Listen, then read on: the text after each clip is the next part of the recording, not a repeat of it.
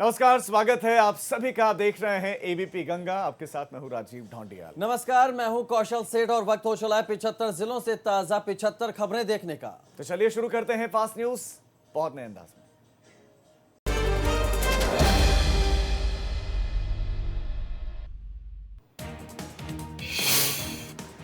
लखनऊ में फोटोशूट करा रही मॉडल के साथ छेड़खानी का मामला सामने आया। यहां पर कार सवार युवकों ने फप्तियां कसी और अपशब्द कहते हुए फरार हो गए। इसी पूरी घटना के बाद मॉडल ने महिला सुरक्षा पर सवाल उठाया।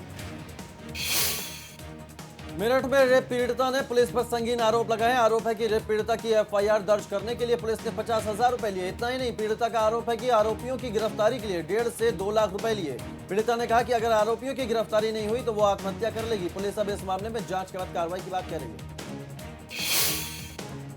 कानपुर में जमीन के फर्जीवाड़े का शिकार हुए 3 लोगों ने पुलिस से पैसे वापस दिलाने की गुहार लगाई। दरअसल भूमाफिया पुलिस शूटिंग रेंज की जमीन पर प्लॉट बेच रहे थे, जिसमें से 3 लोगों ने एसपी पश्चिम से न्याय की गुहार लगाई। प्रयागराज में राष्ट्रपिता महात्मा गांधी की मूर्ति से छेड़छाड़ की गई है। यहां सिर से गले तक लाल कपड़ा बांधकर फटी कैप पहनाई गई है और साथ ही पास में शराब की बोतलें भी पड़ी हैं। आपको बता दें, महात्मा गांधी की यह मूर्ति बालसन चौराहे पर लगी है, लेकिन मूर्ति के इस हाल के बाद भी प्रशासन इस तरफ ध्यान नहीं दे रहा है। वाराणसी में संकट मोचन मंदिर के महंत को लगातार चिंता में डालने वाले खत मिल रहे हैं, जिसमें अक्षरधाम मंदिर और स्वामी नारायण संप्रदाय को लेकर अभद्र टिप्पणी की गई है। इन पत्रों के पीछे गहरी साजिश की आशंका जताते हुए महंत ने लंका थाने में केस दर्ज कराया। हालांकि पुलिस अब इस पूरे मामले की जांच कर रही है। नोएडा में पति पत्नी ने फांसी लगाकर अपनी जान दे दी। दोनों ने पंखे की जगह फंदे से लटककर सुसाइड कर ली। पुलिस और फॉरेंसिक टीम ने शवों का पोस्टमार्टम के लिए भेज दिया है और जांच में जुट गई। आपको बता दें, शुरुआती जांच में पता चला है कि दोनों लोग शेयर मार्केट का काम करते हैं। मुरादाबाद में बीजेपी के राज्यसभा सांसद जफर इस्लाम ने कृषि कानून के फायदे बताए। राहुल गांधी पर टिप्पणी को लेकर कहा कि उन पर कुछ बोलकर वक्त बर्बाद नहीं करना चाहता। बरेली में नाबालिग छात्रा के साथ छेड़छाड़ का मामला सामने आया। अपने प्रेमी के साथ बैठी छात्रा को शोहदों ने घेर लिया और अश्लील हरकतें और छेड़खानी की। इतना ही नहीं, लड़की का वीडियो बनाकर सोशल मीडिया पर वायरल कर दिया, जिसके बाद पीड़ित छात्रा के पिता की तहरीर पर 7 लड़कों के खिलाफ मुकदमा दर्ज कराया गया। मुजफ्फरनगर में पुलिस ने चोर गिरोह की 4 महिलाओं को गिरफ्तार किया है। दरअसल पुलिस ने किसान से चोरी किए गए 40,000 रुपए का खुलासा किया और इन 4 महिलाओं को जेल भेज दिया गया।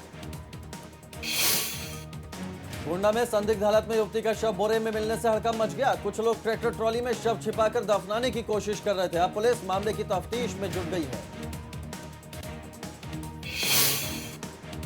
सहारनपुर में 3 तलाक पीड़िता पर धारदार हथियार से हमला किया गया, जिसका आरोप ससुराल पक्ष पर लगा है। महिला की हालत गंभीर बनी हुई। बताया जा रहा है कि 3 महीने पहले महिला की शादी हुई थी, जिसे दहेज के लालच में तलाक दे दिया गया था।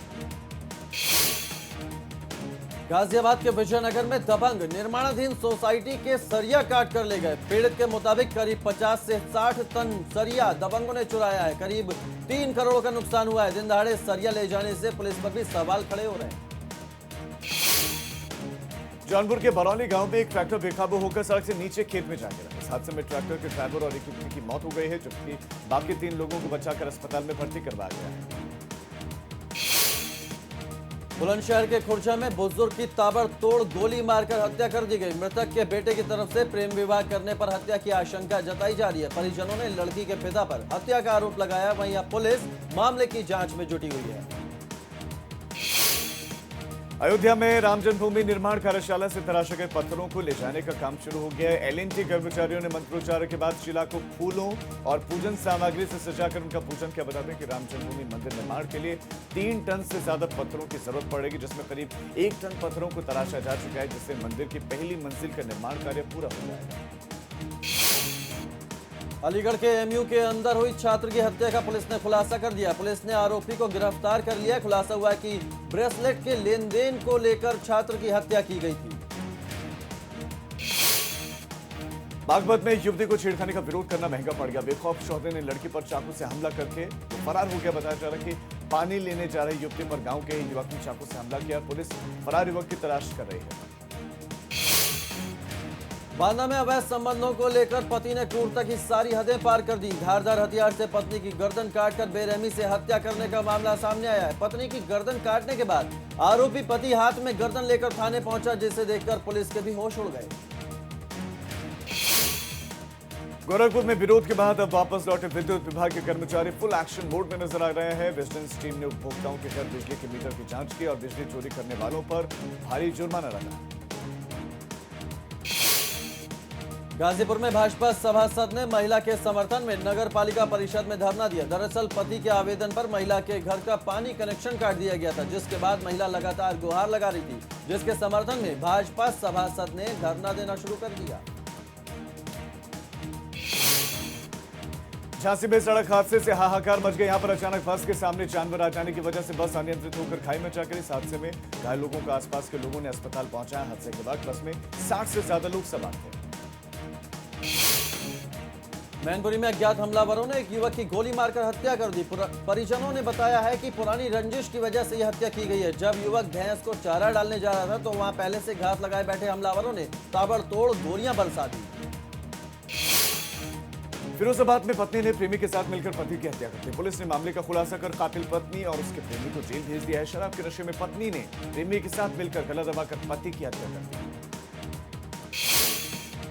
मथुरा में पुलिस ने व्यापारी से 10 लाख की चौथ मांगने वाले आरोपी को गिरफ्तार कर लिया है। आरोपी ने 10 लाख रुपए न मिलने पर व्यापारी को जान से मारने की धमकी दी थी। पुलिस ने आरोपी को गिरफ्तार कर उसके पास से अवैध हथियार और मोबाइल बरामद किया। रायबरेली में ट्यूबवेल का गड्ढा साफ कर रहे किसान की मलबे में दबकर दर्दनाक मौत हो गई। दरअसल बारिश की वजह से ट्यूबवेल के गड्ढे में भारी मिट्टी को किसान साफ कर रहा था, तभी भर भराकर मलबा किसान के ऊपर ही गिर गया और उसकी मौत हो गई। रामपुर में प्रशासन के खिलाफ व्यापारियों ने धरना दिया है।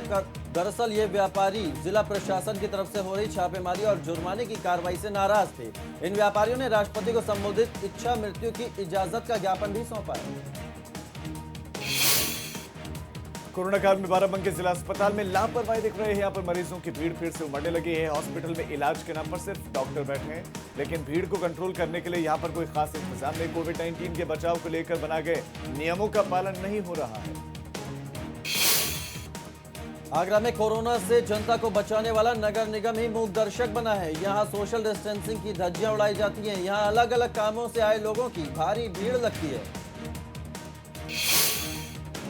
फतेहपुर में पुलिस ने रेप के 2 आरोपियों को गिरफ्तार किया है। आरोप है कि जंगल में युवती के साथ दुष्कर्म की वारदात को अंजाम दिया गया। इस मामले में मुकदमा दर्ज करते हुए दोनों आरोपियों को गिरफ्तार कर लिया गया है और पीड़िता का मेडिकल करवाया गया। हमीरपुर में हिरणों की वजह से किसानों की परेशानी बढ़ गई है। ज्यादातर किसानों की फसलों को इन हिरणों की वजह से नुकसान पहुंच रहा है। कई बार तो ये हिरण सड़क पर मस्ती करते भी नजर आते हैं। बहराइच में तालाब के अंदर अज्ञात युवक का शव मिलने से सनसनी मच गई। पुलिस ने शव को पहचान के लिए मोर्चे में रख दिया है और मामले की जांच में जुट गई। श्रावस्ती में एक बार फिर से मां की ममता कलंकित हुई है। महिला ने एक बच्चे को जन्म देने के बाद उसे सड़क किनारे गड्ढे में फेंक दिया। नवजात को जिला अस्पताल के इमरजेंसी वार्ड में भर्ती कराया गया है, जिसका इलाज चल रहा है और पुलिस इस मामले की जांच में जुट गई है। सुल्तानपुर जिला अस्पताल की इमरजेंसी वार्ड में अचानक एक बालिका की इलाज के दौरान मौत हो गई। मौत के बाद तीमारदारों ने हंगामा शुरू कर दिया। परिजनों का आरोप है कि डॉक्टर्स की लापरवाही के चलते मौत हुई है।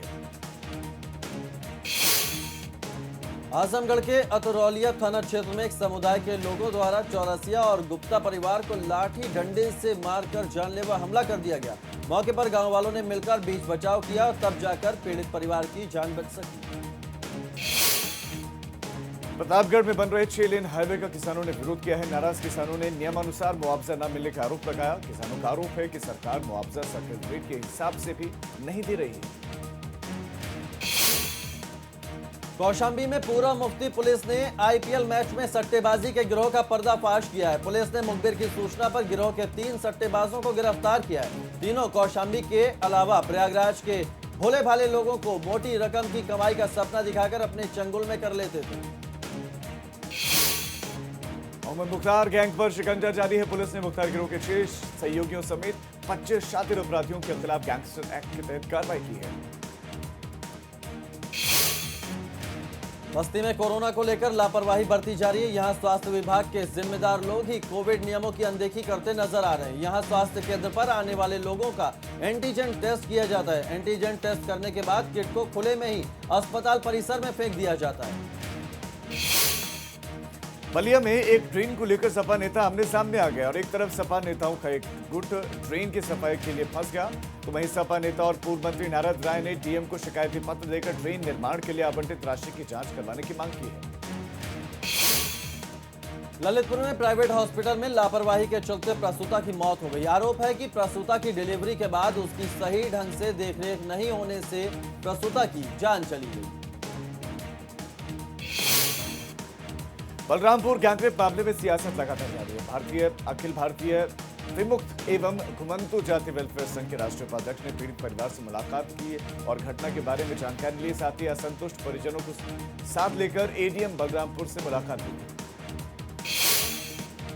अमेठी में गबन के मामले में डीपीआरओ ने सहायक विकास अधिकारी को सस्पेंड कर दिया है। अमेठी विकास खंड में तैनात एडीओ पंचायत मुकेश कुमार के ऊपर 47,92,000 रुपए के गबन और फिजूल खर्च करने में दोषी पाया गया, जिसके बाद डीपीआरओ ने सहायक विकास अधिकारी को निलंबित कर दिया है।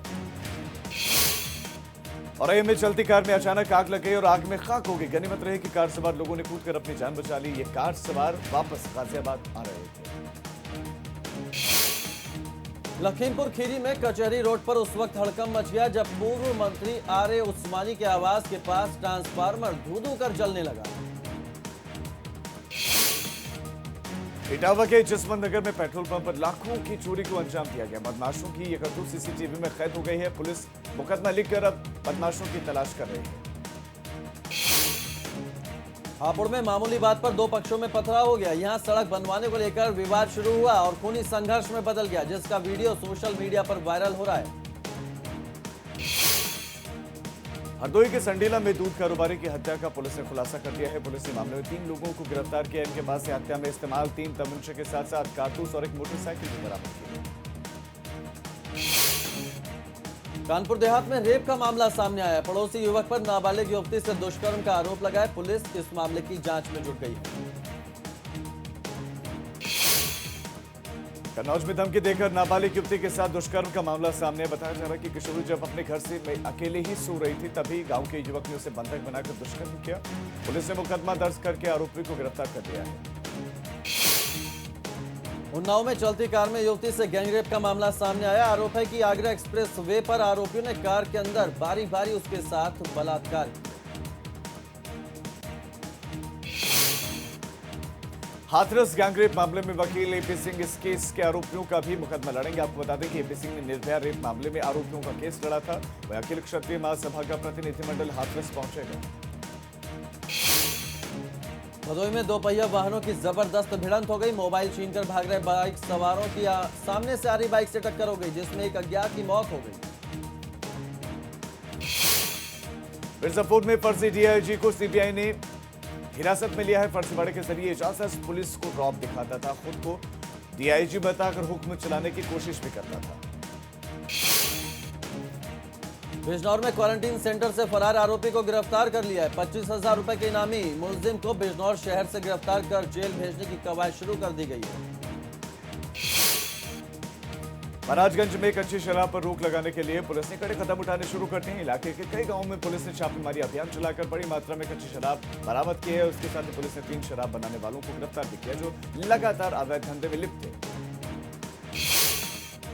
अब अनलॉक 5 में सिद्धार्थनगर और नेपाल की सीमा खोली जा सकती है, क्योंकि लॉकडाउन के बाद इस सीमा को बंद कर दिया गया है। आगामी त्योहारों को लेकर जिले की पुलिस अधीक्षक सिद्धार्थनगर पुलिस टीम के साथ पेट्रोलिंग की और बॉर्डर की सुरक्षा का जायजा भी लिया।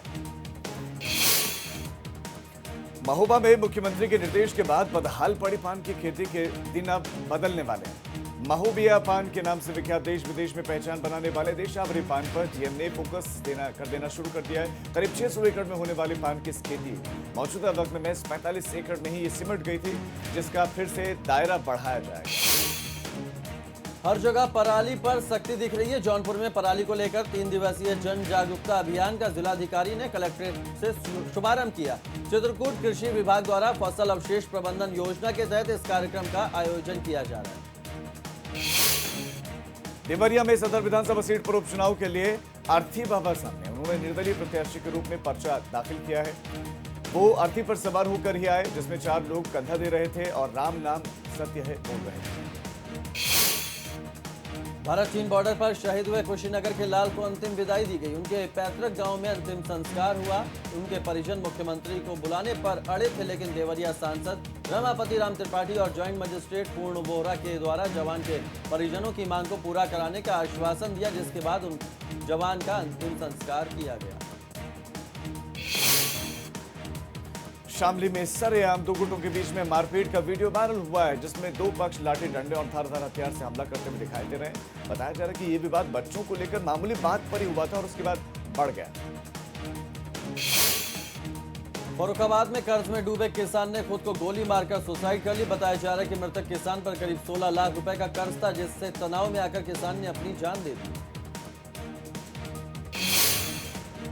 जालौन के कुआखेड़ा गांव में दबंगों की गुंडागर्दी देखने को मिली, जहां पर दबंगों ने बुजुर्ग के साथ मारपीट की, लहूलुहान तक कर दिया। ग्रामीणों ने बुजुर्ग को बचाकर अस्पताल में भर्ती करवाया है और मारपीट का एक वीडियो भी सोशल मीडिया पर वायरल हो रहा है। पीलीभीत में नवविवाहिता को जान से मारने की धमकी मिल रही है। आरोप है कि पीड़िता के ससुराल वाले उसे जान से मारने की धमकी दे रहे हैं, क्योंकि उसने दहेज के खिलाफ ससुराल वालों पर मुकदमा दर्ज कराया। संभल में बसपा नेता हाजी शकील अहमद ने बेतुका बयान दिया। कहा कि कोरोना वगैरह कुछ नहीं है। इतना ही नहीं, शकील अहमद अक्सर सोशल डिस्टेंसिंग का उल्लंघन करते हुए और बिना मास्क के दिखाई देते हैं। कृषि कानून को लेकर भाजपा सांसदों ने कमान संभाली है। सीतापुर में सांसद राजेश वर्मा ने कृषि कानून के फायदे गिनाए और बताया कि विपक्ष किसानों को बरगला रहा है, जबकि इस कानून से किसानों की हालत में सुधार होगा। अमरोहा के सिरसा गांव में अजगर निकलने की वजह से हड़कंप मच गया। यहाँ पर खेत में काम कर रहे मजदूरों के सामने अचानक 10 फीट का अजगर निकला है, जिसे देखकर एक युवक बेहोश भी हो गया। चंदौली में आतंक का पर्याय बने मगरमच्छ को वन विभाग ने पकड़ लिया। दरअसल इस मगरमच्छ के चलते ग्रामीणों में दहशत थी, जो लतीफ शाह बांध से निकलकर नाले में आ गया था। वन विभाग की टीम ने मगरमच्छ को पकड़कर पानी में छोड़ दिया। शाहजहांपुर में मेडिकल कॉलेज में महिला अस्पताल में आशा बहुओं ने जमकर हंगामा काटा। आरोप है कि गर्भवती महिलाओं की डिलीवरी पुरुष डॉक्टर कर रहे हैं, जिसका एक वीडियो भी वायरल है। आशा वर्कर्स के आरोप पर प्रशासन अब पल्ला झाड़ रहा है।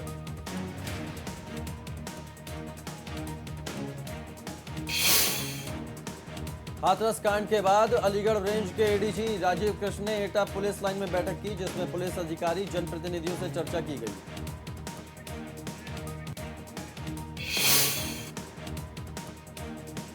मेरठ में अस्पताल के अंदर दो पक्षों के बीच में जमकर मारपीट हुई। दोनों गुटों के बीच में जमकर लात घूंसे चले। जगत अस्पताल में हुई मारपीट की पूरी घटना सीसीटीवी में कैद हो गई। तीमारदारों पर आरोप है कि उन्होंने स्टाफ के साथ मारपीट की और अब पुलिस दोनों पक्षों से तहरीर लेकर जांच शुरू कर दी। संत कबीर नगर के सेमारियवा ब्लॉक परिसर में शहीद स्मारक का अनावरण किया गया। बीजेपी सदर विधायक दिग्विजय ने इस स्मारक का अनावरण किया। सोनभद्र में कोविड गाइडलाइंस के साथ मंदिरों में श्रद्धालु दर्शन कर रहे हैं। सभी धार्मिक स्थल खुलने के बाद अब श्रद्धालुओं में उत्साह है। थर्मल स्क्रीनिंग के बाद मंदिर के अंदर श्रद्धालु जा सकते हैं, लेकिन गर्भगृह में प्रवेश करने से 10 फीट पहले ही गेट पर प्रसाद दिया जाता है।